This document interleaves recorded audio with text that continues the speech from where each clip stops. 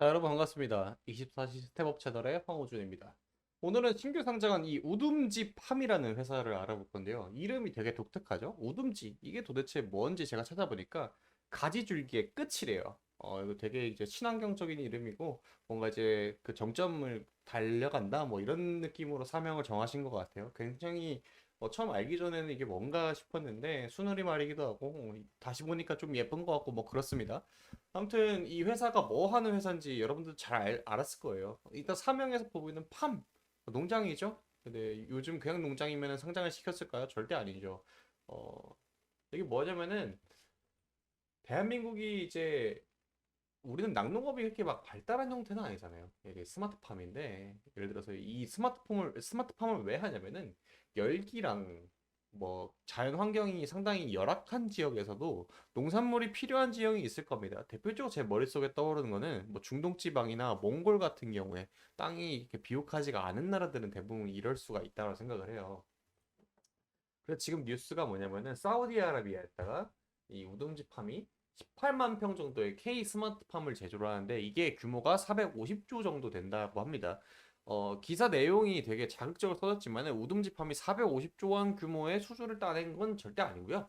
예, 저렇게 됐을 때 이제 450조 원 정도 된다고 하는데 얘기를 들어보면은 이번에 추진하는 KSA 시더스 팜 월드가 60헥타르 약 18만 평 뷰지에 들어오는 대규모 단지인데 이 시더스 그룹이 스마트팜 중심의 첨단 농업 테마 단지를 만든대요. 그래서 이제 사우디아라비아랑 스마트팜 대규모 MOU를 맺었다고 합니다. 그리고 휴스템 코리아와 그리고 K 스마트팜 혁신을 확산을 위해서 공동 사업을 했대요.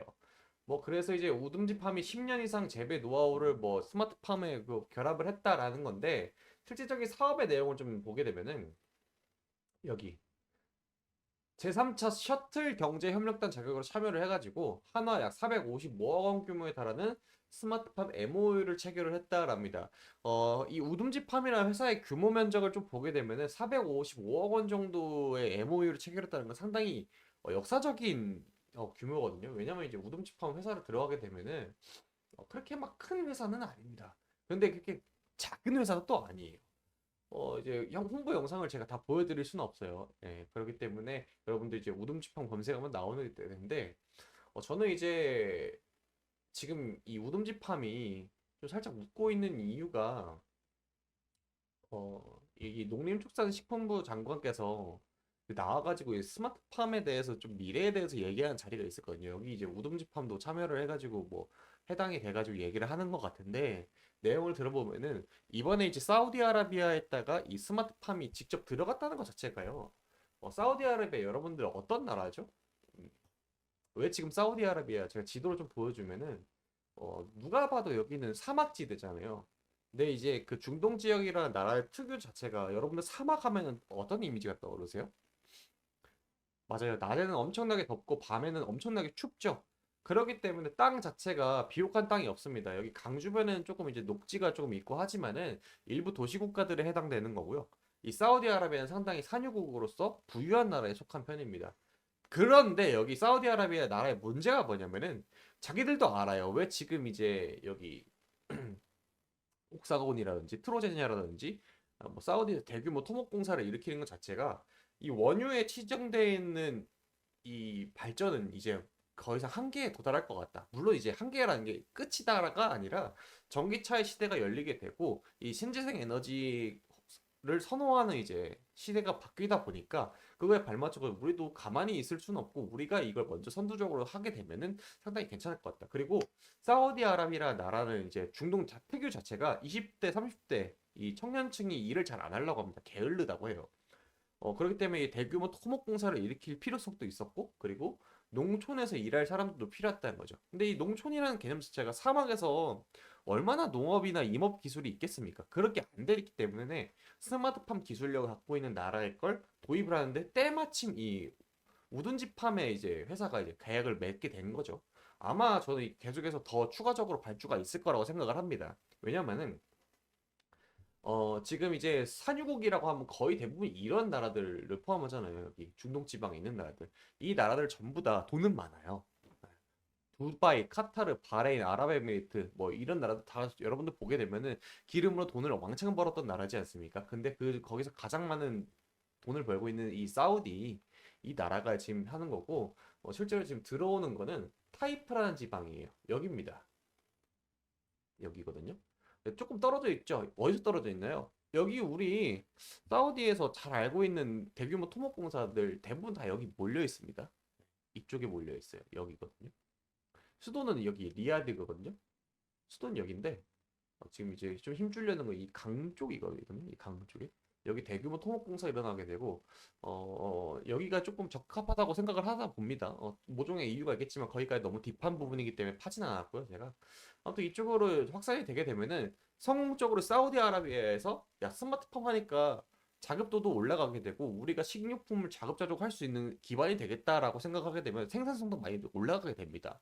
그에 대해서 이제 부가가치적인 이제 일자리도 창출이 되는 것이고 국가 경쟁력도 좀 늘어나게 되는 거죠. 수출해왔던 식료품을 자급자족 한다는 거는 어느 정도 경쟁력이 좀 있는 거니까 그런 부분도 기대할 수 있고 사우디가 잘하게 되면 이 주변 중동 지방들도 그리고 이제 식량난을 겪고 있는 나라들 그리고 저는 이제 다음번 타겟이 된다라고 하게 되면은 일단 인터뷰 내용에서 아까 보여드렸던 인터뷰 내용에서 말씀했듯 호주도요 상당히 대상이 될 수가 있다라고 말씀을 했었고 저는 이제 다음은 아마 몽골일 것 같거든요. 여러분들 몽골도 지금 거기 이마트가 상당히 잠식을 많이 했잖아요.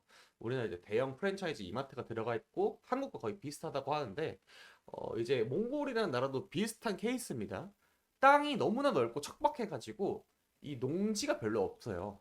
이 위쪽은 다 울란바토르 뭐 이쪽은 수도기도 하고 임업이 거의 없답니다. 임업 뭐 축산 뭐 이쪽도 거의 축산에 치중이 되어 있고 농업은 거의 전멸하다시피 하고 그래가지고 이 나라 전통 요리 이름이 기억이 안 나는데 세 글자였는데 아무튼 이제 그냥 뭐 고기만 때려 박아가지고 삶은 게 전통 요리라고 해요. 그만큼 이제 식재료가 없기 때문에 그런 모습을 보여주고 있는데 아마 이 다음번 타겟은 몽골이지 않을까. 왜냐면 이제 우리나라 문화에 대해서 거리낌도 없고 이 신세계 그룹 이마트가 이제 들어가면서 유통 부분을 상당히 많이 조금 강점을 잡고 있거든요. 원래 이제 어, 어떠한 산업이든 간에 초기 진입한 회사가 꽉 잡고 있으면 후발주자는 들어오기 좀 어려운 부분이 있잖아요. 아마 그래가지고 우리나라 기업인 이 우듬지팜이라든지 아니면 다른 스마트팜 관련된 회사들이 조금 더 타겟을 호주 아니면 중동 지방 혹은 아프리카 지방 아니면 몽골 쪽으로 좀 눈을 돌리지 않을까. 그 관련해 가지고 추가적인 수주 내용이 아마 올라오지 않을까 생각을 하고 있습니다.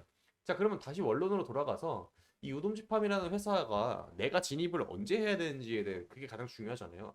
여러분 신규 상장주가 최근에 보여주는 패턴과는 좀 다릅니다. 우돔지팜은 신규 상장주들 대부분 보면은 이런 모습 보여줘요. 뭐 CQ센이라든지 CQ레터 뭐 일본으로 보여드릴게요. CQ센 뭐 아니면은 뭐가 있죠? 마녀공장 이런 게 있겠네요. 그리고 알맥 이런 종목도 다 지금 굴파고 들어가고 있거든요. 하루 이틀 정도 반짝할 수가 있어요. 그런 케이스가 요즘 허다합니다. 왜냐면은 신규 상장주가 데이터가 없어요. 데이터가. 여러분들 일본 차트로 분석하시는 분들 많은데 이 일본 보면 두 개예요. 이걸로 뭐 재단이 어떻게 됩니까? 철저하게 그냥 돈 많은 사람이 끌고 가는 그 레이스 위에 잘 편승하냐 못하느냐인데 이런 경우에 딱 그냥 바닥을 확인해야겠죠. 바닥이 어떻게 확인되죠? 예, 여기 상장되고 첫 거래 가격 요거 이걸 그냥 중요하게 생각하면 돼요. 내가 그냥 여기서 대부분 여러분들 진짜 허무맹랑한 종목이 아니면 마이너스 15% 지점에서 3분할 해서 들어가게 되면 손실 안 나거든요. 진짜 터무니없는 회사가 아니게 되면은 심지어 이제 그 테마성으로 움직이는 종목들도 15%마다 3분할 하게 되면은 손실 나기보다 수익 나는 확률이 훨씬 더 높습니다. 아무튼 이러한 종목들을 신규로 진입한다고 했을 때는 가격 중심을 이 상장 일에 첫 거래했던 이 최저점 요걸로 좀 잡아가시면 어느 정도 이제 가닥이 잡을 거라고 보고 있어요. 다만 이 스마트팜이라는 거는 인프라가 많이 들어가야 돼요.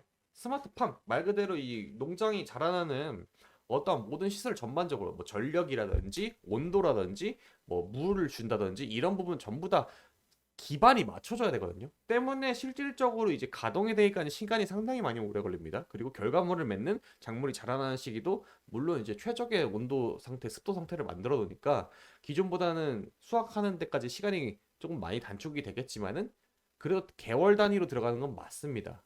네. 그렇기 때문에 실적으로 뭔가 윤곽이 나오기 전까지는 이 주가도 그에 따라서 조금 움직이는 게 좀 다이나믹해질 가능성이 상당히 높고 아니면 아예 루즈해질 가능성이 있다. 왜냐면은 우리 지금 이제 곧 있으면 명절 끼고 있죠. 그리고 명절 지나고 나면 두산 로보틱스 상장해요.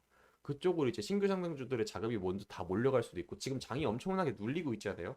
때문에 그런 거시적인 상황들도 많이 눈여겨봐야 된다라는 겁니다. 그 외에도 뭐 유가 상승이라든지 뭐 이런 부분이 있어가지고 상당히 제약되는 부분이 상당히 많은 지금의 장 상황이기 때문에 이런 부분 체크하시면서 투자하는 걸 권장드릴게요. 자, 오늘도 여러분 시청해주셔서 감사합니다. 항상 성공 투자하세요.